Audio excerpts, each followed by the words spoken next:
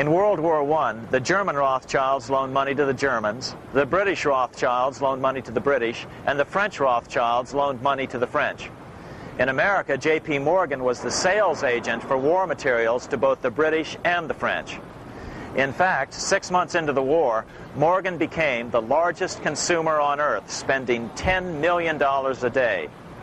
His offices here at 23 Wall Street were mobbed by brokers and salesmen trying to cut a deal. In fact, it got so bad that the bank had to post guards at every door and at the partners' homes as well. Many other New York bankers made out as well from the war.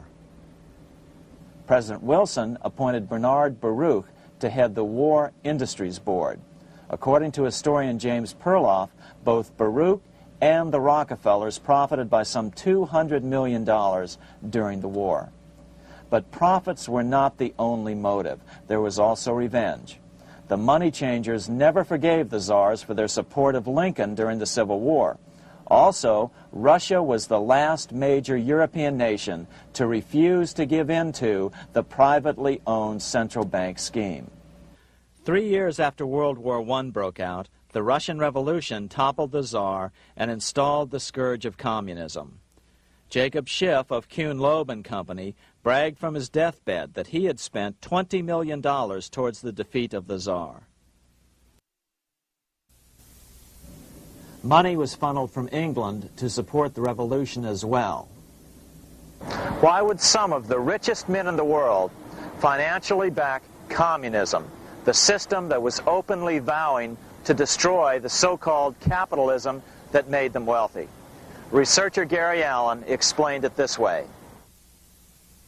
If one understands that socialism is not a share the wealth program, but is in reality a method to consolidate and control the wealth, then the seeming paradox of super-rich men promoting socialism becomes no paradox at all. Instead, it becomes logical, even the perfect tool of power-seeking megalomaniacs.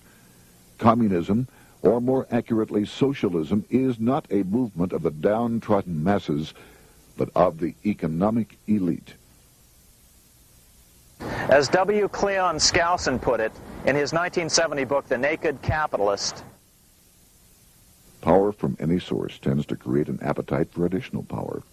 It was almost inevitable that the super-rich would one day aspire to control not only their own wealth, but the wealth of the whole world.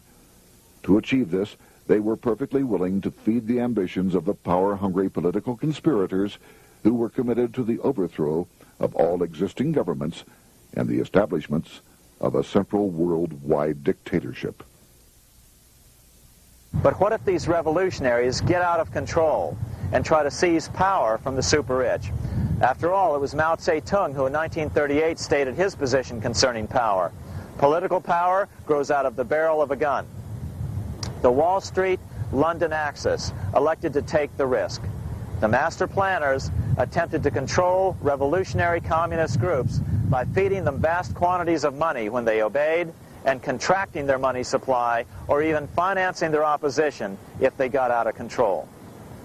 Lenin began to understand that although he was the absolute dictator of the new Soviet Union, he was not pulling the financial strings. Someone else was silently in control.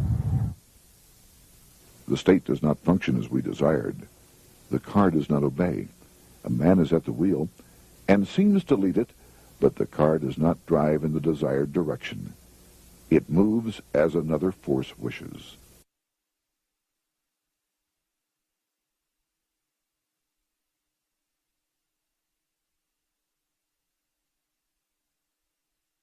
Who is behind it?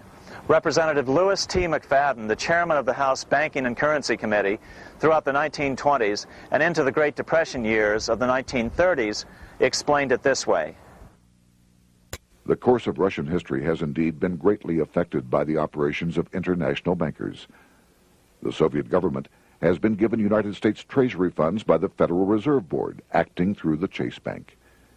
England has drawn money from us through the Federal Reserve banks and has relent it at high rates of interest to the Soviet government. The Dnipro Dam was built with funds unlawfully taken from the United States Treasury by the corrupt and dishonest Federal Reserve Board and the Federal Reserve banks. In other words, the Fed and the Bank of England, at the behest of the international bankers who controlled them, were creating a monster, one which would fuel 7 decades of unprecedented communist revolution, warfare, and most importantly, debt. In case you think there's some chance that the money changers got communism going and then lost control, in 1992, the Washington Times reported that Russian President Boris Yeltsin was upset that most of the incoming foreign aid was being siphoned off, quote, straight back into the coffers of Western banks in debt service, close quote. No one in his right mind would claim that a war as large as World War I had a single cause. Wars are complex things with many causative factors.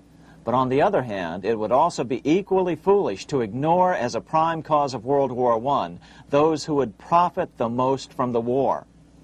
The role of the money changers is no wild conspiracy theory. They had a motive, a short-ranged, self-serving motive, as well as a long-range political motive of advancing totalitarian governments, with the money changers maintaining the financial clout to control whatever politician might emerge as the leader. Next, we'll see what the money changers' ultimate political goal is for the world.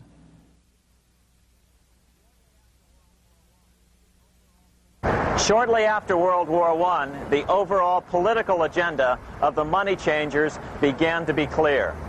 Now that they controlled national economies individually, the next step was the ultimate form of consolidation, world government. The new world government proposal was given top priority at the Paris Peace Conference after World War I. It was called the League of Nations, but much to the surprise of Paul Warburg and Bernard Baruch, who attended the peace conference with President Wilson, the world was not yet ready to dissolve national boundaries. Nationalism still beats strong in the human breast.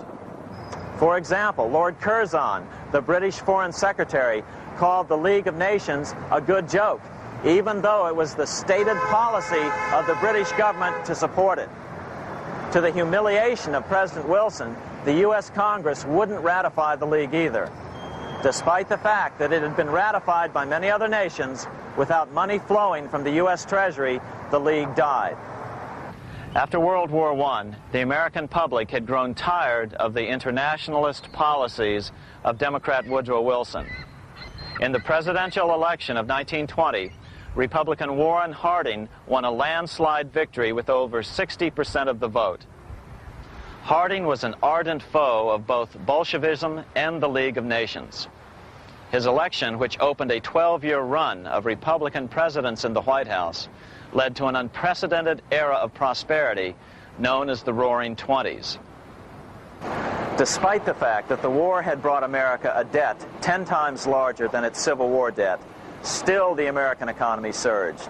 Gold had poured into the country during the war, and it continued to do so afterwards. In the early 1920s, the governor of this bank, the Federal Reserve Bank of New York, a man named Benjamin Strong, met frequently with the secretive and eccentric governor of the Bank of England, Montague Norman. Norman was determined to replace the gold England had lost to the U.S. during World War I and return the Bank of England to its former position of dominance in world finance. On top of that, rich with gold, the American economy might get out of control again, just like it had done after the Civil War. During the next 8 years, under the presidencies of Harding and Coolidge, the huge federal debt built up during World War I was cut by 38%, down to $16 billion, the greatest percentage drop in U.S. history. During the election of 1920, Warren Harding and Calvin Coolidge ran against James Cox, the governor of Ohio, and the little-known Franklin D. Roosevelt, who had previously risen to no higher post